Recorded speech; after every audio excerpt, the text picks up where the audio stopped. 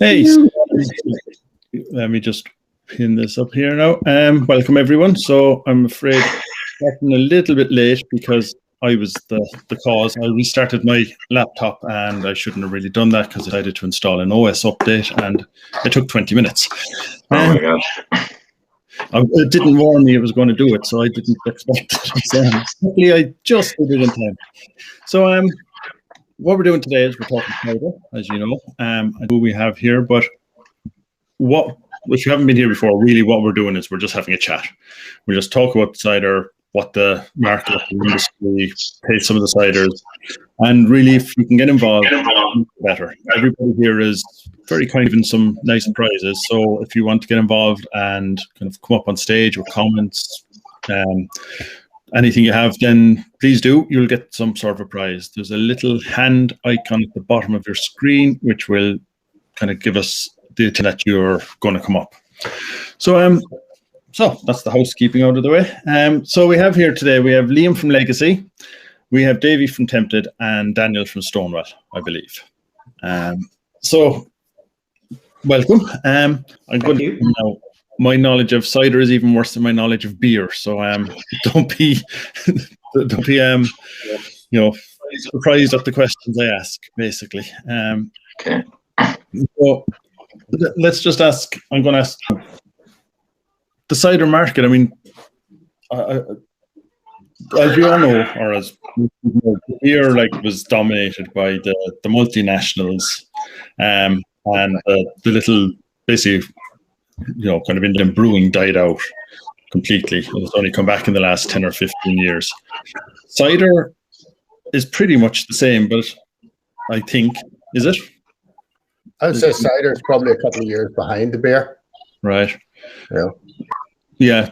I mean, the market, I suppose, for cider will never be as much as big as beer in any way. So that's what beer people think. But that's different. We have different ideas. All right. We have aspirations, yes. Yes. And they're as big as our hats. Yeah. Everyone's missing the hats. I'm missing a hat. No one told me there was hats today. It was Daniel who started it. I'm blaming Daniel. You didn't know. Now, I think if you look at the cider market, it's actually probably in a worse situation, or it's because actually it's up in Liam's neck of the wood. I think the last craft commercial cider maker in the Republic was Powers in Dungarvan, Liam, in the 50s. Yeah. And then we had this big gap between that shut in the 50s, and then I think the first one to reopen was to commercialize craft cider or small cider production again in 2010. So there was a big gap. There's about 50, 60 years gap. And I guess, obviously the big one is Bulmers. That's there, but that seems to be. It's probably got a bit of a mixed idea of Bulmers because it dominates the market and it does. It's just crowds out everyone else, but it also kind of brought cider back a bit, didn't it? Well, personally speaking, I think first of all, I thought we weren't going to swear too much today, so that word as little as possible.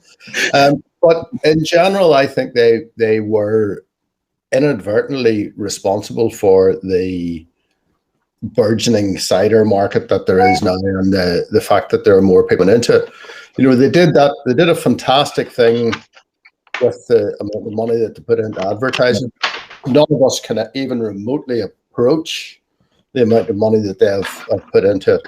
And I think what they did was they put the word cider in front of people. What they did was basically put the word craft in front of cider, for want of a better word, and typed a different layer to the table. As in beer, there are lots of different beers. The majority, what would be the biggest selling beer in Ireland? Probably Guinness or something like that. Yeah. So the market's always going to be dominated by the macros. The guys that have got the big budget, they can subliminally tell people that they should be drinking their product. We've literally got to grab them by the throat and make them drink it so as they can get the experience of what cider actually can taste like. Yeah. So I would say Bulmers probably were a fair way responsible for all of us actually being able to have businesses. Yeah, I'd agree with you, Davey. Yeah, absolutely. I was thinking that it's a thing because, I mean, before Bulmers put all that money in, cider did not have a good reputation, really. So that they did make it a premium drink, even if there weren't enough brown paper bags in the world to put the bottles in that people were drinking their cider out of. Yeah. So they did premium then, which I suppose is, like you said, the amount of money that they pumped into it was something else. So where did that bring it then? Where did that bring cider then? Is that what led to you being able to start up again, or? I'm going to jump in here very quickly. From my point of view, midlife crisis, didn't want to buy a motorbike because we wanted to live a few years longer. So thought I would start doing a completely different career. So everybody else? You've stolen my thunder, Davey. That's So I was working in a corporate environment, and my wife calls it a midlife crisis, but I blame it on her parents who found me an apple press and an old apple press and an old apple scratcher, and one thing led to another, and I moved my family back to the farm here the property in which I grew up in Cork, and however, because we moved back here in 2007, I didn't have any chance of getting employed. So I was looking for a job, and I was pressing apples for my own consumption. And one thing led to another. I discovered in 2009 that Ireland had the highest consumption per capita of cider in the world. And that was really where I thought, well, there has to be an opportunity for should we say, more varied taste profiles in the cider market, and that's really where it came from. What about you, Liam? You came from one of the big boys. You came from one of the big boys. I came from one of the big boys. I was working with my dad. The reason it's called legacy. I'm third generation in the apple business. So my dad was he grows apple trees. He developed his own miniature apple tree called Coronet, and I was working with Dad for about 10 years. 2000 to 2010, and we were selling it all over Ireland. We did quite well. We were in Europe and a few places with it as well. So after 2010, and I joined Molson Coors. An old buddy was setting up Molson Coors in Ireland. So I was with them for a few years, and I always had the ambition of working for myself. And having apples and the knowledge that I had of apples, I just said, this is craft cider, there's an opportunity for it. So I was delighted to get involved, and I started that then in 2015. And here we are now, 6 years later. We're still here. Just about. An awful lot of people have apple trees in their garden because of your father. Because they were a fantastic introduction to put a very, very small tree, or a tree that takes up a very small amount of space. Yeah. So basically, urban gardens that wouldn't have been able to have a tree before, basically they're like a pole with the fruit coming out from it, correct? Yeah, yes. So literally an apple tree can take up about the same space as the width of me, which it's getting bigger by every year, but it's into a garden, so. Yeah, no, it's perfect. Yeah, no, thanks, Davey. Yeah, and it was kind of he spent his whole life at it, and we were delighted with that. It went very well for us. Thanks, Davey. Yeah, good week, give credit for you. Yeah. So maybe, Davey, let's not take too many compliments around here. Come on. We haven't got around to the cider yet. Come on, we're just on the apple trees. Well, maybe we want to start. So, what is the market for cider at the moment? Is it in off licenses? Is it in bars? Is it?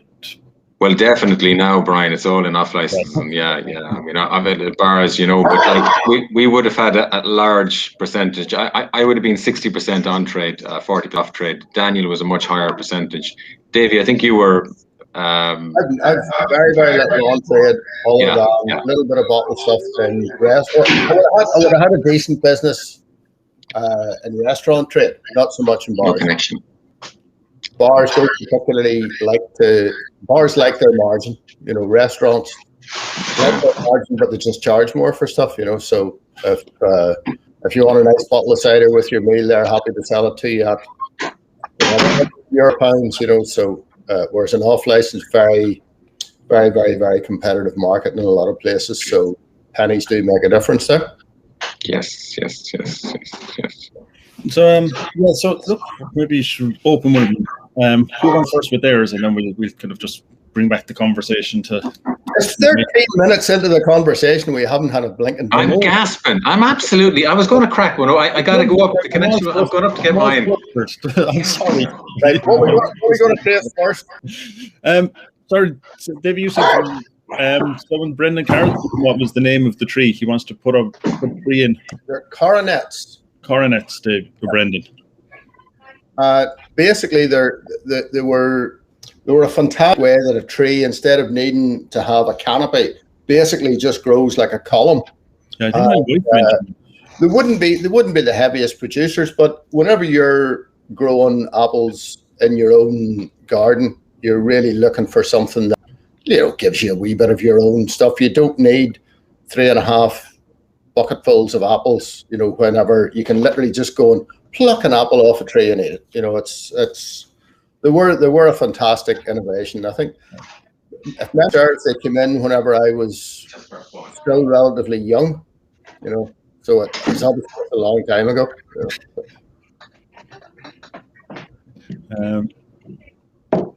There's a man there looks as though he really wants to start drinking cider. Look at him. I'm mad to start drinking anyway, lads. So let's start with one of there, and then just kind of you can talk me through how cider is actually made, and you know what's involved in it and what's involved in the apples and stuff like that, and that might be. Liam, where you go? Okay, well, look, I'll start off. So, Legacy Cider. I'm going to open your dry here, Liam. Just while we're... Okay, Sam, that's the one to go for. Just give me a sec. I got to get a bottle opener. Sorry, guys. See, and to say cider, Mick, look, I'm in my kitchen. I've got bottle openers. I've got the fridge behind me. I walk out into the shed, and I'm actually quite embarrassed at the amount of cider because I've been productive over the lockdown period. So what would you say differentiates this then? To someone who doesn't know cider, who's only had Bulmers? Brian, a lot of it, to be straight up, is juice content. That's what's going to make your cider good. There's a lot of other technical things involved in it as well. But we have a very high juice content, and all of the craft cider makers, high juice content, and the apples come through, and the taste comes through as a result of that.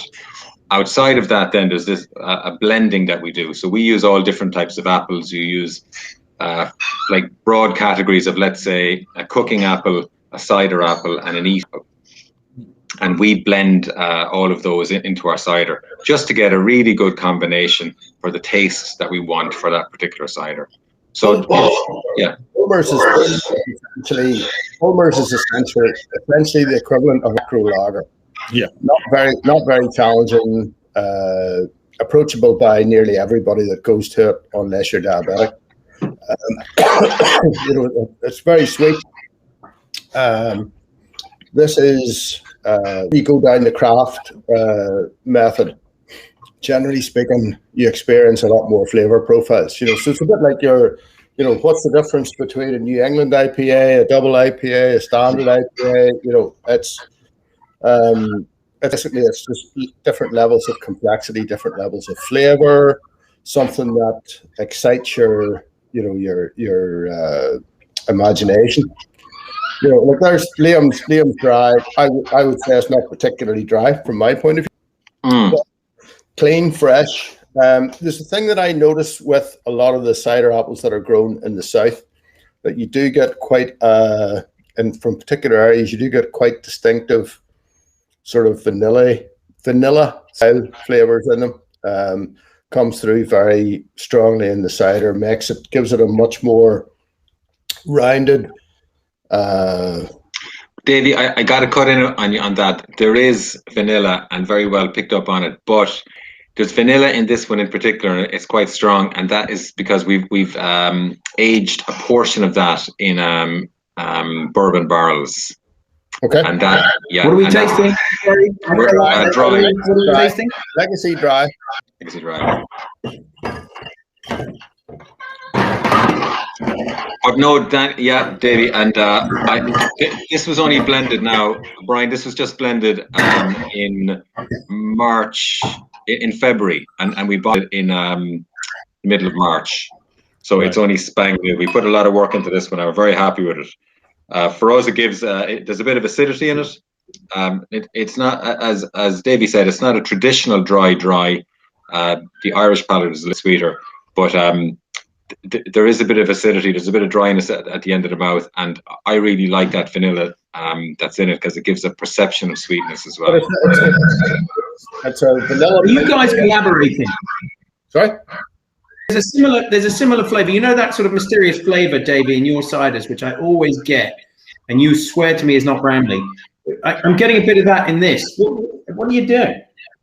Well, unless it's most of my cider would have the bitter sort of aged for quite a long time, so we do get a little bit of sort of biscuity, malolactic style fermentation in it, and especially if you have a little bit of light cider that maybe is coming towards the second half of the season rather than the first half of the season, you definitely get that slightly more complex biscuity. But I do note that vanilla kick in that is actually it's in a more rounded way. I've noticed it in a couple of other people's cider down south that it can actually be quite in your face and nearly takes away from the actual apple flavor. That's a nice fresh apple. As I said, Dave and I have had this conversation many times about levels of sweetness in cider. I actually think you've toned that down quite a lot from, shall we say, your earlier years. I think that's a really nice cider. Thanks, Davey. So that's the last compliment you get today. So. Right. Okay. Well, then I'll come in with the nasties. How much bittersweet is in here, if any? Liam, what bittersweet have you got in here? Can anybody hear me? Liam? I can hear you. Yeah, I got you now, Davey. Daniel, I can hear you now. Okay. How much bittersweet have you got in there? There's about 20%. Yeah, it's on the flavor enhancing side rather than the. Yes, exactly. Like, look, the idea of one is it's an acid-based cider. So acid-based is primarily dessert. There's a little bit of Bramley in it, probably maybe kind of 10%, 8% Bramley in it, and the rest of it then would be a mix of Elstar, John Gold, primarily a little bit of Katie as well. What's the pH in that final product? pH in that is, I think it's around 3.2. Like that. Like that. To me, that tastes. I run a little bit of a risk with the describing your cider as acid-led, and a lot of people will start to down the sort of pure Bramley thought, and maybe initially think it as something that's really not approachable. I think that's very approachable. I understand your comment of acid-led, but I wouldn't describe that as acid-led. I would say that's beautifully soft, nice Irish dry cider. Look, just because he's wearing a pretty hat, Davey, you don't have to be nice to him. Liam, what's thanks, Davey. No, actually, Daniel, he does have to be nice to me. Actually, as a matter of fact, yes. So listen, if you have anything bad to say, you can just hold on to it, all right? No. CO2, what are we talking about? 4 grams a litre? No, it's a bit more than that. Oh, it's a bit more than that, yeah. 4 grams a litre. I would say you're sorry, excuse me, folks. I've had a really, really bad non-COVID cold. Nothing to do with the cider is what you mean to say. The other thing is I haven't actually had a drink of alcohol for 2 weeks. So if my excitement runs away with me here. This is great stuff, lads. I'm just going to stay on this for the evening. I hope you mind. I'm actually fine. So what's the next one? Are we going to taste the next one? Are yours? I'm going to swap to your medium here just to compare and contrast. So just on the make cider, I mean, It sounds like there's an awful lot of it, or the majority of it is a lot of it in blending, having the different, knowing how to blend them and how to mix it. That you get, is that from different years, different apple types? Do you start off? It's a bit of a polemic, really, Brian. I mean, there are those that argue that it's impossible to make a single variety cider, i.e., just using one variety of apple. It can be done. We're not blessed with apples in the island that do that for us. Typically, yes, you're looking for particular characteristics from different types of apples. So the bittersweet, you've heard the term bittersweet, of which Dabinet and Michelin are the two varieties which predominate most. They would bring the tannin and the astringency and a lot of the structure to drink. And they would be, if you go to a sort of Brittany cider or a Normandy cider, they would always be bittersweet. And then you've got sort of more lighter floral notes, which you would be drawing from the eating apples. So yeah, there is a lot of blending. I mean, the character of the cider maker, in my opinion, is reflected in the blend. Their perception, it's the cider maker's perception of what they think the consumer will enjoy drinking is what they blend. So it is, I mean, there's a massive signature to people's cider. I mean, if Davey, or less or Liam, because I haven't drunk quite so much of it yet, but I'm sure I'll get there. But if I was given one of Davy's bottles without a label on it, I guess it was Davy's, just because there are certain characteristics which I associate with Davy. Right. Usually based on the price you've had to pay for it, you know.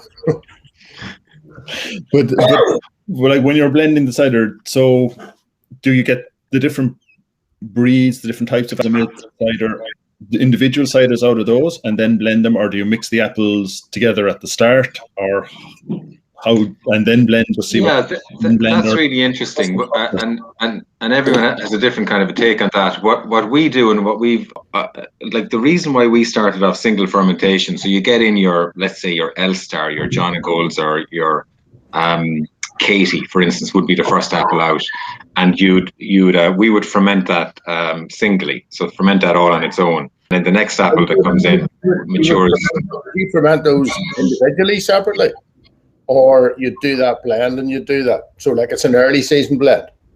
No, we just do all of the apples completely on their own. So stick all of the Katie into one tank and let that ferment out fully on its own. When the John O'Gold comes in, ferment that one out fully.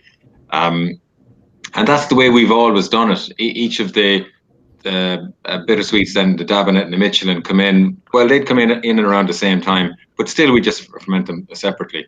This year we did a little bit of trialing, and we blended the apple juice, so as we'd ferment it together and just see what pops out of that. But I don't know, guys, how do you do? Do you just kind of mix the juice at pressing, or do you? No, always keep it separate.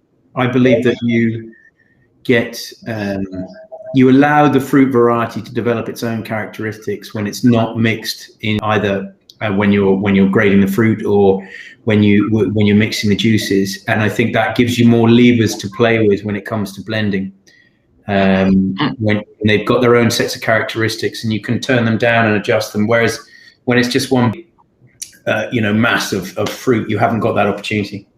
Right. Well, I would disagree with that slightly, but I agree in principle, but I disagree in practice, because I have now developed basically what I call an early season blend of, basically all of us have two different styles of cider. We have a light eating apple style cider, which has no discernible tannic characteristic. It's completely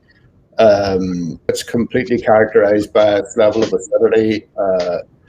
So I have an early season blend of eating apples, of which personally speaking, I think the apple Katie is one of the biggest abominations of apples that ever was brought onto this earth. Oh yeah. And again, this is a completely personal point of view. It's an apple that I don't use at all. My early season blends would be Worcester and Discovery. Late season blend would be, generally speaking, Jonah Gold, Falstaff, and Golden Delicious. Yeah, that's funny, Davey. See, we wouldn't get those at all. Like, Discovery, I don't think there's an Egremont tree growing down. Egremont russet. If you ever want to put a toe into making pear cider or perry. Yes, exactly. Yeah. Any sort of a good russet apple. Yeah. Big high sugar content. Yes. Aromatics are there. The floor. Very aromatic. Yeah. Are there. The problem is you can end up with a very nearly a perfumey smell and taste from it, which. That's the Royal Gala is terrible for that. Yeah, Pink Lady is appalling. Pink Lady is. I was once given some supermarket outgrades of Pink Lady and made cider with it, and I was thinking about bringing out a perfume blend instead. Yeah. It stinks. It stinks in a way that is particularly. It smells quite nice, but when you taste it, it just has this soapy.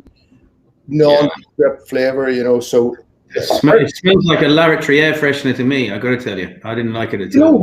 It's an apple on steroids. I using one of those as a tea bag and then make a bit of product from that and see what it's like, because could very well work. Lads, come on, move on to the next cider. We're going to be here all day unless we get cracking. Which one is the next one? Well, I've just tried your medium. Oh yeah, medium. All right, okay. Wait a sec, would you keep up? Like, come on. Take me 2 seconds here now to get this one in. What you think, okay? The floor is yours now. Again, I'm questioning the CO2 just because it doesn't seem. I go for highly carbonated cider, so maybe it's that's throwing me a bit. Carbonation goes off your medium much more when it goes off your dry.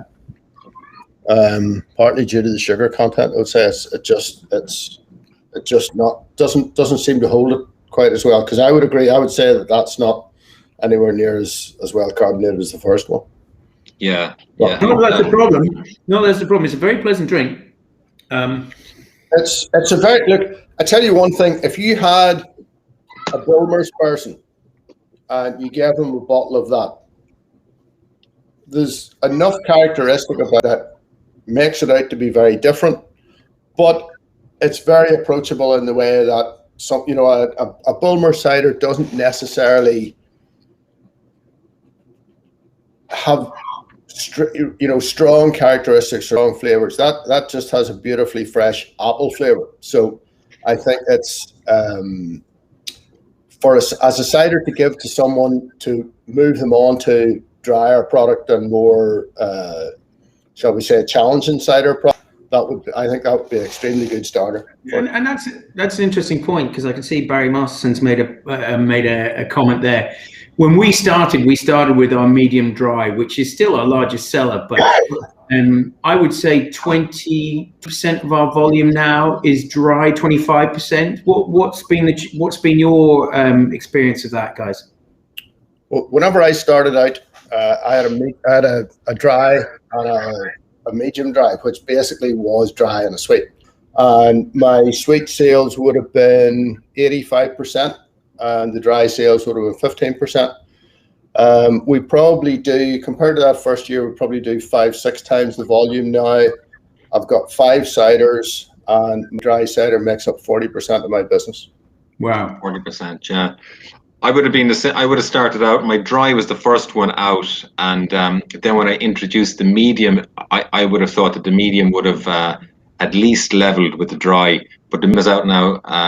This is the 4th year, and dry would be, I'd say, 60% of sales. So even in the new accounts that I get into, the dry still generally outpaces the medium. Right. I'm really interested to go on to something different here. Just can we if people don't have any objections, can we do Daniel's tonic? Yes. Okay, perfect. Slightly different to the table. Okay. By the way, a big shout out to everybody that's actually joined us. It's very nice to see that there are some people of probably, I don't like to say the highest intelligence, that are prepared to sit and listen to us chatting away, but maybe it's the fact that they're more intelligent, they're learning, and they want to listen to somebody else talking rubbish for a change. Yeah, from tired. All right, everybody that's watching, And the other thing, I heard the name Barry Masterson there. Can I just say that some of the cider that he produces is definitely of an acceptable quality. You know, I've had one or two. Just thinking if I big this up a lot, maybe bucks come the next time. But I got some samples from him. We swapped some ciders, and I have to say, whenever he does an oaked dry cider, going bad. Okay, we'll make a note on that one. Well done, Barry. So, which one was this? This is Daniel's tawny. So by the time I've drunk this, you might see me sliding off onto the floor. Yeah. What's in this? What makes it special?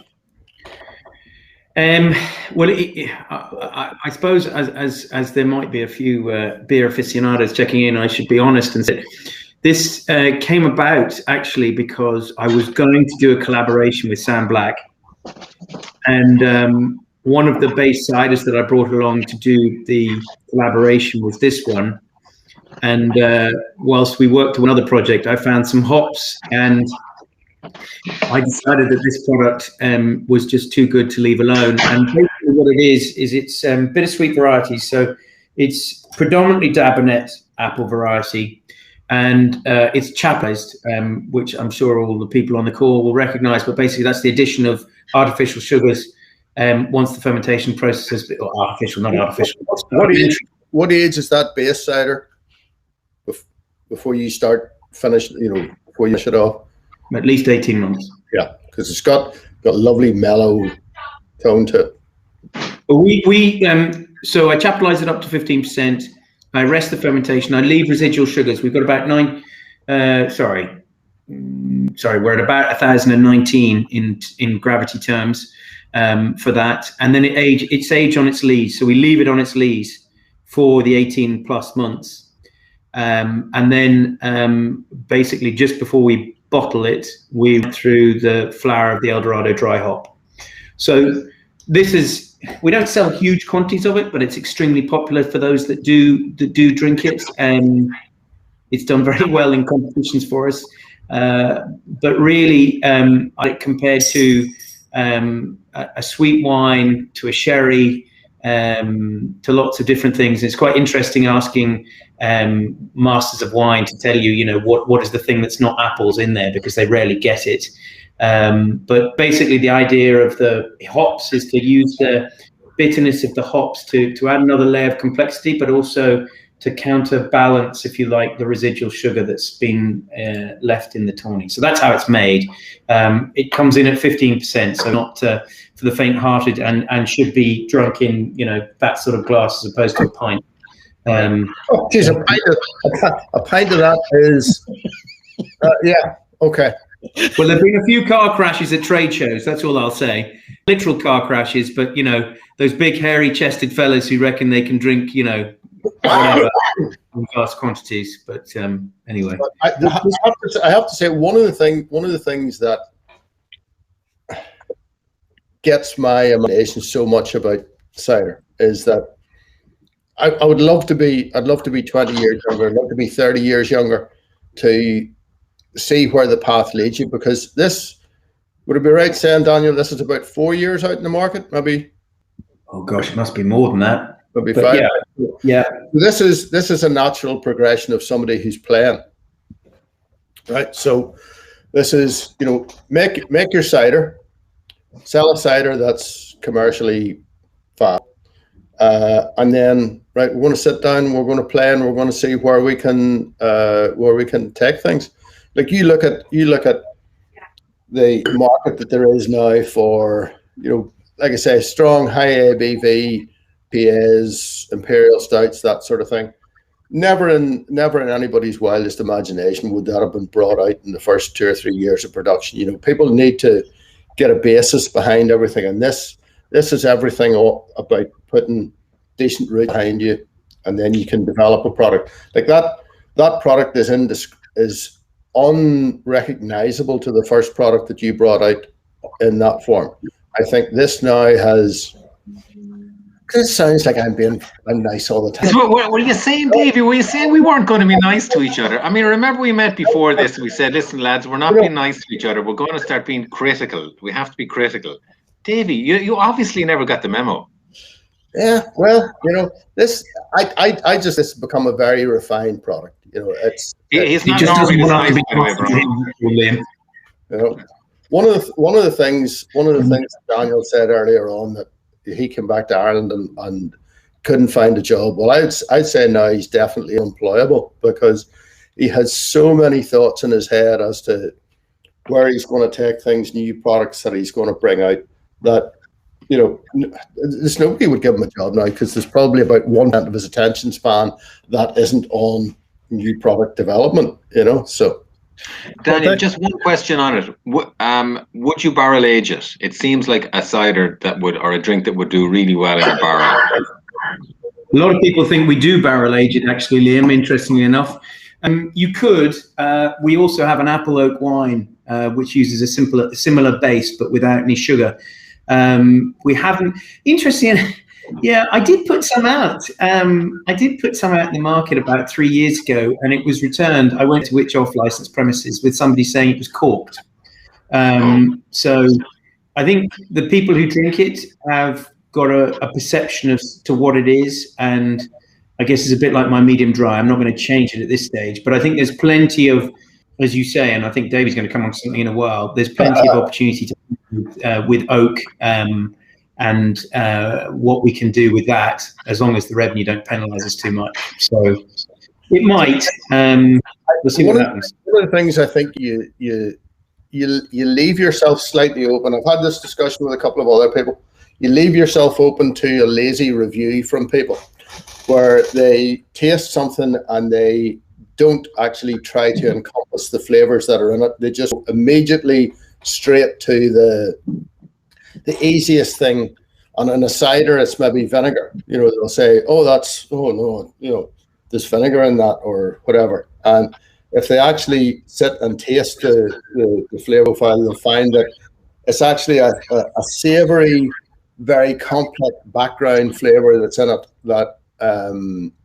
So as I say, it's very easy, from your point, Daniel, with the cider that was returned, it's very easy to become a victim, a lazy review, or somebody who wants to appear to be an expert. There are a lot of those about in our industry, of people that think, Don't know what you're talking about, Davey. Oh no! Can we get the next cider, please? Can I ask, just based on the hops and that, the question? I mean, Kate here had a question about how much non-apple fruit, she said, but how much non-apple content, I guess, could be in a cider, and it stops being a cider, or hops, or fruit, or.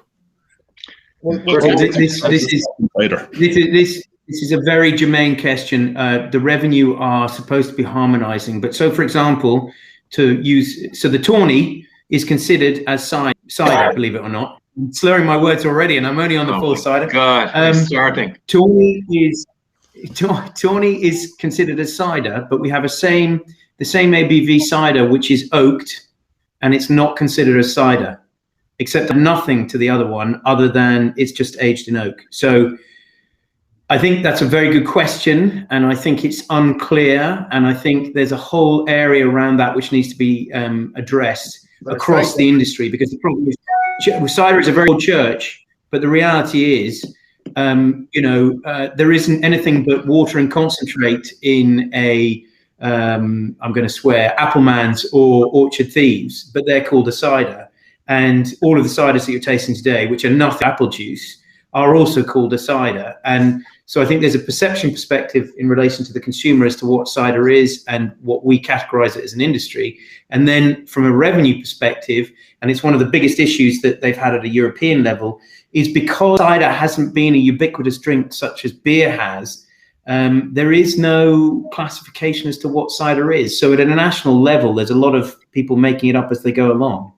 Would that be fair? Everything depends as well, on your geographication. If you're north of the border, Daniel's Tawny would not come under a cider classification, because there's an addition of a third-party flavour to it, i.e. the hops. So the UK revenue basically only accept apples or pears as content for cider. So as soon as you put any third-party flavour in, they multiply the duty by approximately 1.5 times. Yes. And so if you go to America, you'll find. I think when we were over at CiderCon last year, somebody told us there were something like 89 hopped cider products in America.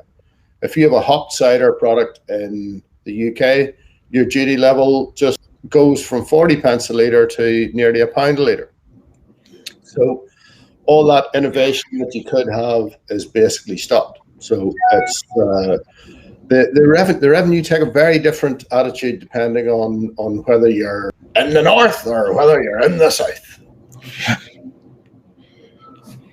Well, and I mean, Barry's just asked an interesting question. Unfortunately, the UK is not much better, but in Ireland, the only people who actually find what a cider is the revenue. And there is, people talk about juice. Well, reconstituted concentrate is also considered juice, unless I'm incorrect. But if Barry's question is about fresh juice in cider, no, there isn't. I think there's only one European country that I'm aware of that can, if you call something cider, it has to be made up of nothing but juice derived from cider, fresh juice that is, and that's Romania. Otherwise, it's a whole grey area. Yeah. Well, look, it's all I can say is in the north, it's there's very little scope for innovation. You can store a product in a barrel that adds a flavour to it without that changing the duty level. So you can store cider in a whiskey barrel and call it whiskey aged or whiskey barrel aged. You cannot call it whiskey flavour. If you call it whiskey flavour, you have to pay the higher duty level. So it's there's a lot of innovation that about, and I think probably will happen in the next few years. But at the minute, it's very difficult to buy a new, a product with a different twist on it. So. Right. Davey, can we taste your barrel aged one? What of your ciders are we going to have? I have. Davey, which of your ciders are we going to have? Let's do the dry and the barrel aged one. Okay. So, right. At least if possible, if you had 2 different glasses just to pour this into at the same time, it would be great. This is, well, we should keep Barry happy now because we're on to the dry cider with a bit of a barrel to it. So, this is my ordinary dry cider. With its commercial level of carbonation, and this is my barrel aged cider, which is just done with my own test kit. So if you put the 2 of them side by side, you see an automatic, an obvious difference in the. David, in the barrel aged, it's actually a dry cider, is it? The same blend? It's actually drier. Yeah. It's coming in at about 1,004 SG, so it's really dry. The ordinary dry cider is about 1,004. What? 1,004. Yep. So, out of curiosity, it's the wrong way to do it, but try the commercial cider first of all.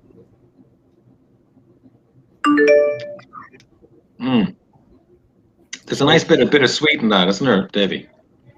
That's 30, about 34, 35% bittersweet. Definitely taste that. Quite a bit of that particular blend is an early season batch, so that would be Worcester and Discovery. So a little bit more in your face acidity to it. Which you then have to, if you're trying to get your blends the same as in early season and late season, you need to manipulate the juice that you put in at the very end.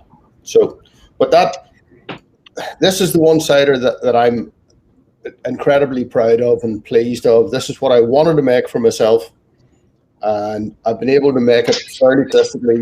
We put out 2 years ago. We put out 70,000 litres of that. We put out last year with the pandemic. We still put out 40,000 litres of that.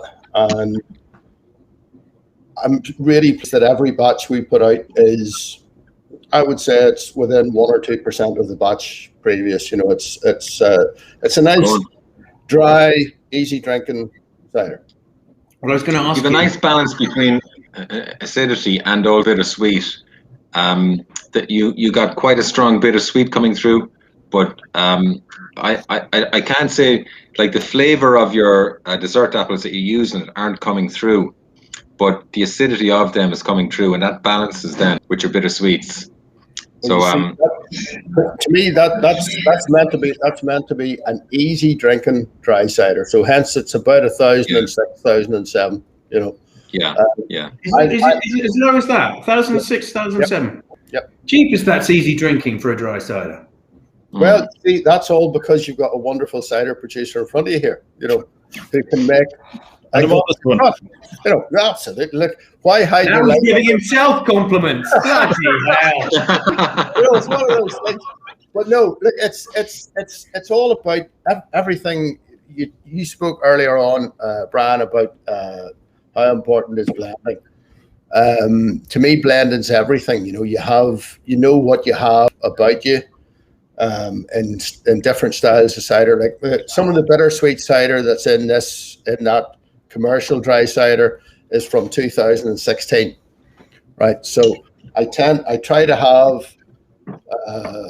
a blend of 3 different years bittersweet in the final cider, so that sort of irons out and softens and smooths the flavor. And it's damned expensive to do it that way because you have to hold stocks, but to me that's how you get a consistent product. Now, Davey, thanks for that. Tell me about this whiskey. It's unbelievable. How long did you leave it in the barrel? This is a basic oak barrel, right? So yeah, because I'm getting much more wood than I am whiskey. You shouldn't really get whiskey because that's been filled quite a few times to get it down to the stage where it's just the wood. Now, what's your, you know, this is actually only the second time I've tasted this, right? So, we're guinea pigs, huh? Yeah. What would your first impressions of that be? So what strength is it, by the way? Just under 6. I think it's so I like high tannic, well wooded. I mean, how much bittersweet have you got in here? Or is bittersweet? 50% bittersweet. And one of the things that I've found when I was over the year before at CiderCon, and I visited this guy called Jason Lumen in the People's Company, and all he had were high acid apples. And he used to age all of his apples in oak casks, and it made them so approachable. And I think the wood has transformed this. Really, I think it's fantastic. I think it's great. You know, but like I said, that finished product is 1,004 SG. But it doesn't. If you put an ordinary cider 1,004 SG, very difficult to get unless you have a very, very high bittersweet content or whatever. It's very difficult to get the fruit flavors through, because on an apple cider, 1,004 SG basically is, it's a bit like blowing in the wind. It just disappears. Is there any perry in this? No. Because it's got, I had the good fortune to have a sample from your fine stable of products the other day, and there's almost a sort of perry tannin crunchiness to the cider. Well, that's 2017, 70% Davenet, 30% Michelin cider. How long's it been in the barrel? Was in a 9-gallon barrel, that size of a barrel, for approximately 5.5 months, nearly 6 months.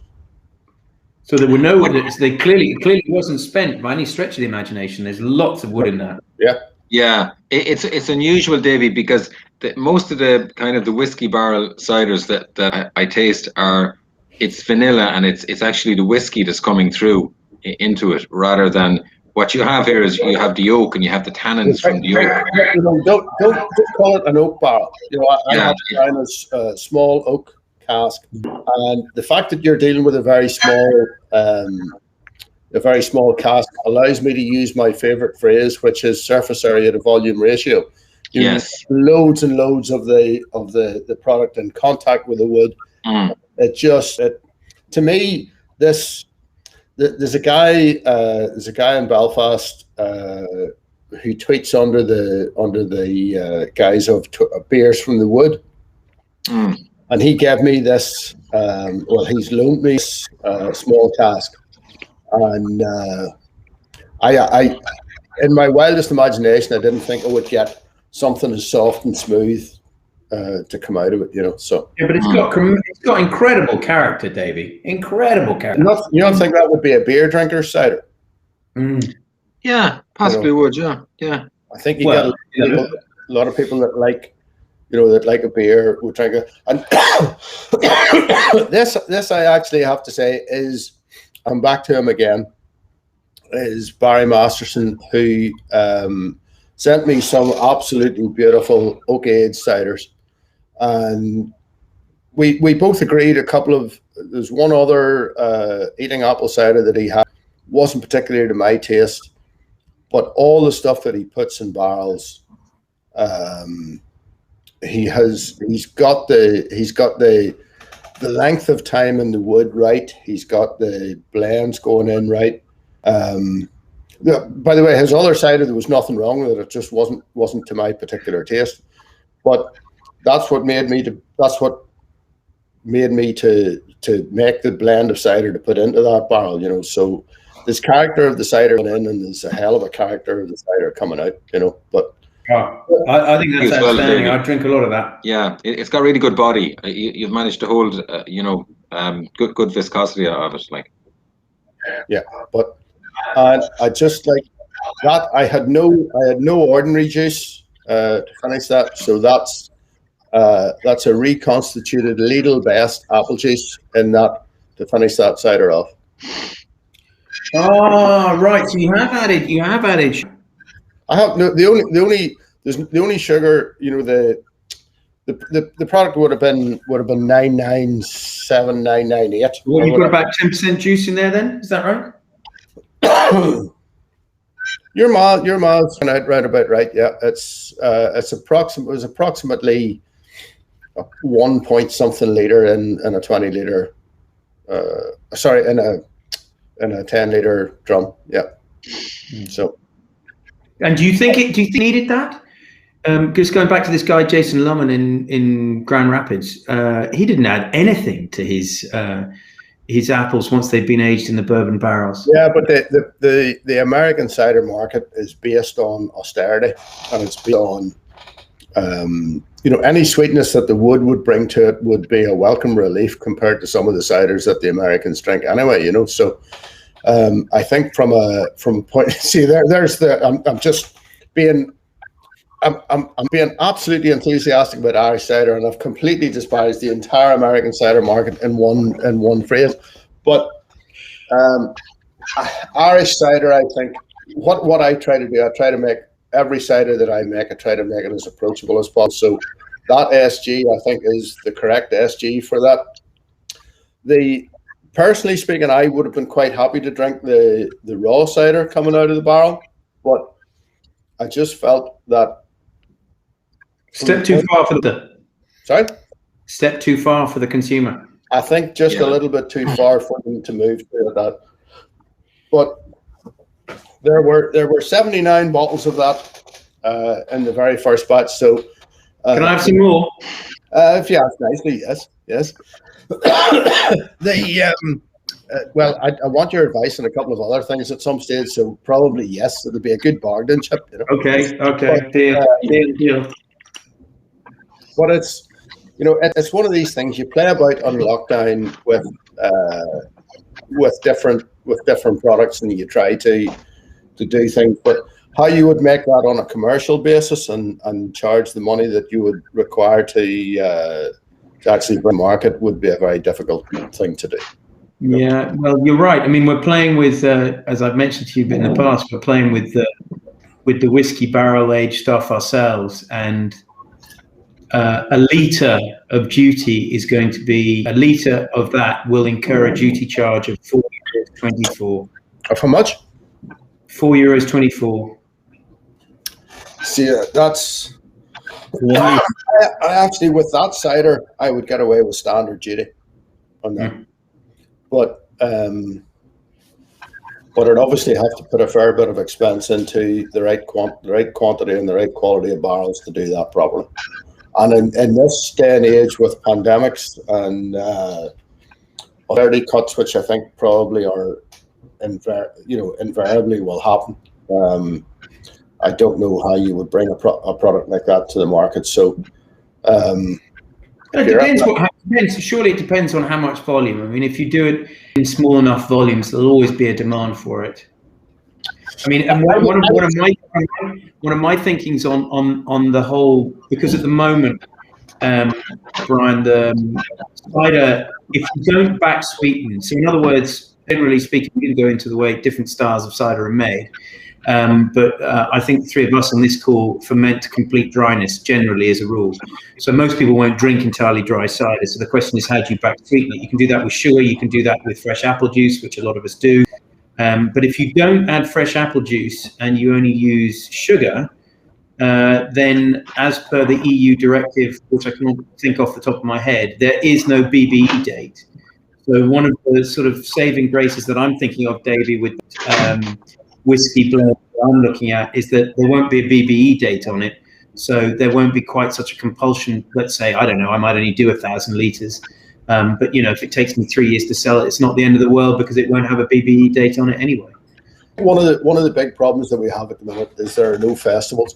These are all products that you try out at festivals and you gauge the interest in people. Yeah.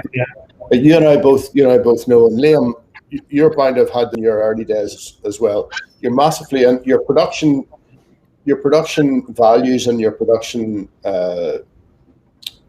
is everything is to do with feedback that you get from people, not having face-to-face contact with people. Like I would bring a product like this whiskey or the oak aged cask stuff. I bring that to Hilton Festival, and you automatically have 1,000, 1,500 people that are giving you feedback, whether it's positive, negative, or whatever, And I honestly think I could, if not necessarily turn beer drinkers with something like that, I could give them a very viable alternative to come and drink a couple of pints of that without even actually thinking they were drinking, a sweet cider. So I think there's big legs in that. I think there's big legs for small quantities for like your oak aged. I think your oak aged apple wine, I think it's a fantastic product.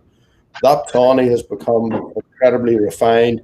There's market for that in small volumes, but at a premium price, So can I ask something? Yeah, I mean, that would be hitting the off trade. I mean, that'll be going out in court between 18 and 19 euros a 50 cl bottle. Which one's that? The tawny. Right. But since you're talking about what you can't add in, especially in the UK, you can't add new stuff and that on the barrels. That does anybody play with the yeast, or what kind of yeast do you use, or have you ever tried playing with like in beer, spontaneous fermentation? It is, Brian. Yeah, yeast is a massive part, and I think well for ourselves anyway, and I'm sure the last as well. You work on commercial yeast, like we would have started off on wild yeast. So we had really good wild yeast that dominated, and it was very good in certain apple varieties. Then we played a lot with commercial yeast. We went through a lot of experiments, and then so what you do then is you taste all of the ciders. There could be maybe 15 or 20 different yeasts that you're using. Taste all of the ciders. And then you point out a few tanks or IBCs that you have, and you go, excellent. Like last year, now we pointed out there was a John Gold, and it had just absolutely fantastic. The flavor was just incredible. So we got the lees at the base of that, and we cooled those, and we used those again. So we inoculated those again, and the cider from that then has been really good. So from our point of view, anyway, what we would be doing is we would get the best yeast, and then we would re-inoculate and let that dominate in the cidery, and continue to use that. And if that worked and all, like, there's a big difference between your eating apples and your cider apples. Maybe it wouldn't work so well in the cider apples, but you just keep playing around with that kind of stuff. Yeah. The one thing I would say about yeast, that there are a few cider producers who say, absolutely minimal intervention, no sulfites, wild yeast fermentation, that's fine, right? The problem I have with an awful lot of those particular people is they don't actually ditch stuff that isn't of very good quality. So if they have a tank that has been fermented with a wild yeast that has off flavors in it, tend to mix it with other ones as well. So the wild yeast, whenever I see someone that says they rely solely on wild yeast, I need to drink a few bottles of their cider to find out whether their quality control is right before I would agree with it, because I know I've come up against a few ciders that have been made with wild yeast that have been truly the most appalling things I've ever tasted. Because there's off flavors in, there's a musty, fusty background flavor to some of them. So you need to make sure that people that say things like that actually do quality control, and if they do get a batch, they throw it out. In the early days. You're not talking about Hereford cider here, are you? Right? Sorry? You're not talking about Hereford cider here, are you? I think we all know who we're talking about. I've had some local cider over the years, which I would say is of average quality.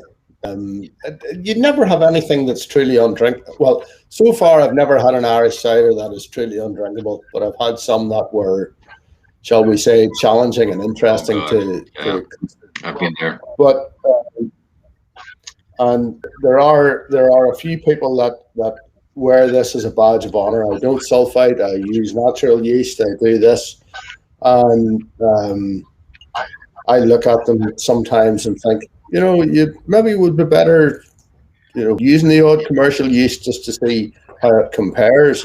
So have we enough time to do the last couple of ciders? Yeah. We're coming close to the time, but yeah, maybe if we right. kind of. So Daniel's Ross floating about there. Let's do it. I'd say I want to save the best till last. Your elderflower's last, by the way. Yes, you noticed that too, did you, Liam? Yes. By the way, I think I mentioned just while you're pouring out there that you're all generously putting up some samples to give away here. So I'm going to basically everybody who's here at the end, who've stuck it out through the end, will all get something from you. So just that'll be Billy Lyons, Paul Garland, Kate Bailey, Carl Mark O'Neill, and Barry Masterson. Yeah, and as well, I'd like to thank Carl. Carl is a great support of Ciders in Ireland. He's got a great range inside Morton's, and he's just recently started stocking us as well. So thanks very much, Carl. Thanks for your support. Yeah, you might really think about that with a sombrero like that, though, Liam. Did I hear the name Billy Lyons? Maybe you should redo your branding and you can just have the sombrero. Yes. I actually look Mexican. I think I'm the epitome of what a Mexican should look like. I'm a redhead, for God's sake. Did I hear the name? Did I hear the name Billy Lyons? Yeah. Right. This is a person who I've never met, and I see an awful lot of their social media posts, and I would really quite like to meet them at some stage because. Well, Billy is from Cork, so God's own country, Davy. So when you're next down. Well, you see a lot of these people on social media, and there are a lot of people who obviously are incredibly passionate about local produce and local good producers, and he certainly seems to be one of those. Yeah. Daniel, I gotta say, like, fair dues. Right. Let me explain this before we run out of time. Okay. So this little fella here is basically a blend. It is a blend of rhubarb wine. So how do you get juice out of rhubarb? Basically, you chop it into little bits, you freeze it, and then you press it because it's highly sinuous, as you can imagine. And those of you who want to giggle can... A screw press is what you need. Well, we managed to break our macerating tank trying to pump the flipping stuff through. Anyway, it's been a nightmare. So anyway, it's hard. So you extract it. Now, obviously, rhubarb has very little sugar in it. So you're around about 1,000 to 1,001 if you're lucky. So we add sugar. We ferment it out to 9% total dryness. It's intriguing. When you get the base, when you get the dry rhubarb wine, there's lots of rhubarb. One of the few things I've worked with which keeps, other than its color, it keeps its characteristics. So smell, odor, flavor, unfortunately not the color, but anyway, that's another thing. But one of the fascinating things is that when it's dry and you're tasting it before you blend it, there's a real salty quality to it. Yeah. And then we blend it with eating apple, John O'Go Red principally, dry cider, and then we back sweeten with fresh juice. So anybody, I haven't had this in a while. Anybody who likes rhubarb, this is manna from heaven. I love it. I love it. Yeah, it is. It is. It just reminds me of rhubarb and custard desserts. It's just absolutely nails it. Like how you got that true rhubarb flavor all the way through to the end product. Quite Has anybody here ever tasted rhubarb gin? Rhubarb gin, no. Any good? It's a rhubarb gin liqueur that they do. It's about 20%, and it's obviously a synthetic base that they put into it, but it's very rhubarb and custardy. And nearly everything that purports to be rhubarb is done with this particular flavoring or essence or whatever. And the fact, I actually, with Liam, I would actually say this is one of the few things that I've tasted that is just pure rhubarb. Pure rhubarb, yeah. That incredible flavor. It doesn't have that back custardy bit that you get. It's really fresh. I have to say, we have been friends for a long time, but I would quite happily become non-friend if I had made that and he hadn't made that, because I think that's just a wonderful. Yeah, no, it's incredible. Yeah, it's incredible. All I can say is I'm bloody glad that it did come out that way, because when a local farmer said to me, "Would you like some of my rhubarb?" I thought, "What the hell? We'll give it a go." Extracting juice from rhubarb is the biggest nightmare. Screw press. No, seriously, screw press is what you need, because there's another product. Somebody that I was making wheatgrass shots had a screw press, and it would be the perfect thing for extracting juice from you. There, you end up with the pulp that comes out of it. You imagine trying to press grass, right? Is what this thing does, and literally what comes out of it is like nuggets that you would feed cattle. It's that the pulp is that dry, and the juice comes out unbelievable. Right. I did look at it. I mean, the clearest it's either an olive press or a soya press is probably the best thing that we should do. Yeah. But the one criticism that I have about this cider, and it's a completely superficial thing, is that I personally speaking, I would have had a tiny proportion of blackcurrant juice to that just to make it pink, because I think if that was a very pale, the blackcurrant flavor will go with the rhubarb flavor. You don't need to put much blackcurrant in to actually get the color. You wouldn't influence the flavor at all. But I think it would just elevate that to the most refined product that you could possibly have. I tip my hat to you on that one. Look, well done, Daniel. Well done. I think that is a truly it's an incredible drink. Yeah. And like Daniel, in fairness to you, no, but in fairness to you, you know, and you look at the Americans now and all that they're doing, they're kind of throwing tea and they're throwing everything into their cider and they're experimenting with it. But I don't know anyone who's ever thought of putting rhubarb in a cider. Like, it's just a mad idea. And well, I did, but I couldn't get it right. Right. So I didn't bring it. Right. Well, you know, not only did you think that you got it right, so fair dues. Fair dues. It's great. Really good. Thank you. It's hard work. The last elderflower, Davey, tell us about elderflower. So the elderflower basically is, I was out in the shed that I used to make the cider in at home, and I was tasting some cider, and I came upon a recipe for some elderflower cider, and basically in the head what I thought the recipe was going to be. This is within 1 to 2% of what that recipe has actually turned out to be. You know, it's. I have to say I've changed the elderflower source now due to price. I used to use an elderflower cordial from a southern producer. It just became. He had a couple of bad harvests, and the whole product just became too expensive to produce. So this is made with a commercial elderflower cordial that's actually available in the supermarkets. It's nice, Davy. So, you can't get this down here, can you? I haven't seen it around. At the minute, I don't think I'm on sale anywhere in the south of Ireland due to Brexit and the pandemic. So it'll be at least 6 months, I think, before that changes. But hopefully, whenever it does change. What's the specific gravity on this, Davy? 1019. Yeah, it's quite sweet in comparison to what we've been having, isn't it? Well, my strawberry cider is 1020. If it's 1018, it doesn't taste of strawberry at all. Sweetness level and the sweetness level influences the amount of strawberry or amount of elderflower cordial you have to put in. The acidity of the cider. This, generally speaking, I make with later season apples that have just a little bit more apple character. Early season eaten apple cider made with Western Discovery, slightly too acidic for the final product. But it's about pH around about 3.6, 3.7. Like my dry cider's pH about 3.5. So I tried the pH on this, did you say, David? 3.6, 3.7.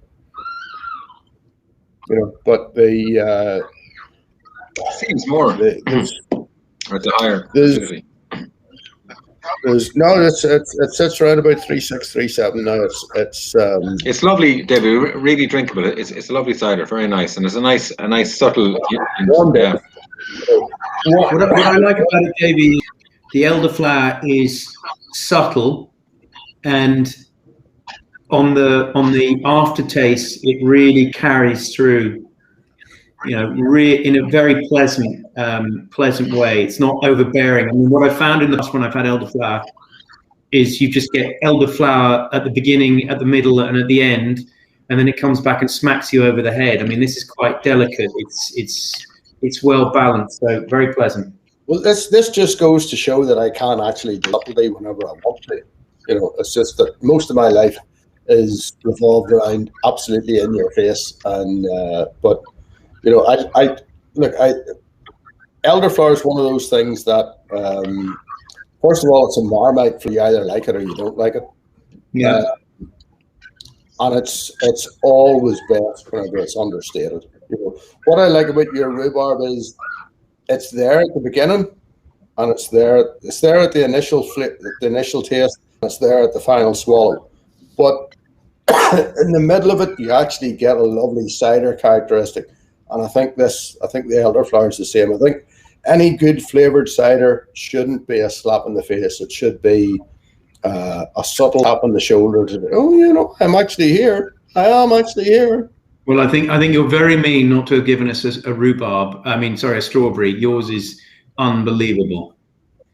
Well, the strawberry, I've changed the way the strawberry's made completely. I don't make strawberry. Well, that's not true. I make a small proportion of strawberry wine still goes into every batch. But where the strawberry wine used to be the only strawberry flavour in it, now there's I make a strawberry syrup to go into the final product. We actually blow that in after the cider has been filtered and put into the chill tank.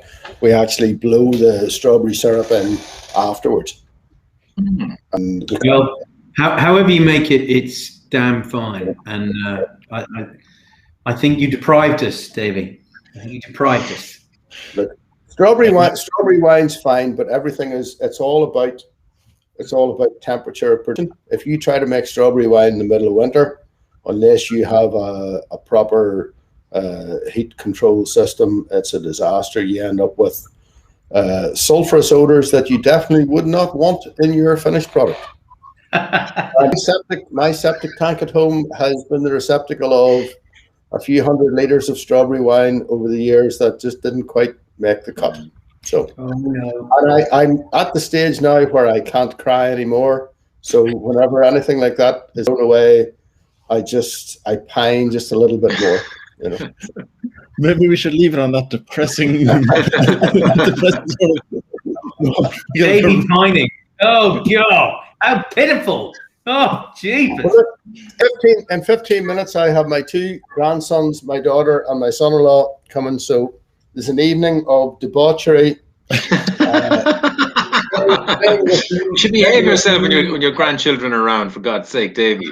No, the crowd will have gone to bed by that stage. Of some port sitting decanted and all ready. Right. So we're a few ciders, and then on to the serious business. Yeah. We have a new bit of railway track to put together for the boys, which is very exciting. And well, before we get on to the domestic scenes and bliss of the Richard household, Brian, thank you very much for organising this. I've enjoyed it intensely. Yeah, thank you very much. It's great. Well, hopefully, could you take loads of photos of Liam, please? Because we've got to Harrison with us. We'll be charging for the branding suggestion. I have to say, I was incredibly pleased to be asked, because it has been a very, very difficult 13, 14 months or whatever without the interaction of people, A, at festivals, and B, just in general. So to be part of something that brings a slight little bit of normality back. This is my wedding anniversary today. Hey! Have a drink for you. This is like this is just a wonderful time for the whole thing. Jonathan has left home to do some shopping, so he's having a wonderful time, not having to put up with me. I'm being entertained by a few of my friends, and it's the sun's shining outside. What Happy more days, exactly. I'm going to go out now. Hey, many happy returns to you and Janet, Davey. Many happy returns. Congratulations. Making another year. Slosh and enjoy your cider, whether it's Irish, English, American, or whatever your Japanese choice. I hope we've kind of got some few people here who'll kind of go out or who'll see the replays and go out and try some ciders that maybe wouldn't otherwise have tried them, or that may have just tried Bulmers. So I think we'll finish here because we're way over time. Normally I'm very strict on cutting the time off, but Brian, you can do many things, but you cannot shut cider. One thing we learned today. So listen, for everybody who's interested, next week we're going to have we're back to beers. We have Lineman, Killarney, and Bullhouse. So we'll be going from malty type beers into hoppy type beers and all of that. So hopefully a few people will join us then as well. Can I just ask where's Lineman from? Lineman, Dublin. Dublin. Okay. Yeah. Bullhouse are from Belfast, and Killarney are young William, extremely good beers. Good beers have definitely got me through a lot of lockdown. Right. Well, then we'll tell him that. We'll tell him that next week. The small axe is wonderful beer. All right. Listen, thanks a million, guys. Thanks, guys. It was a